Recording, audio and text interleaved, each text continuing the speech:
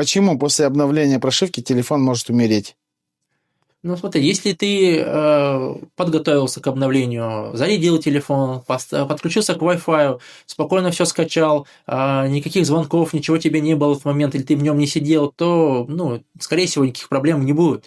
А если у тебя мало процентов зарядки, и телефон выключился на обновление, ты обновлялся, к примеру, на мобильной сети, и какой-то пакет не докачался, и он просто начинает устанавливаться, и телефон просто не включается.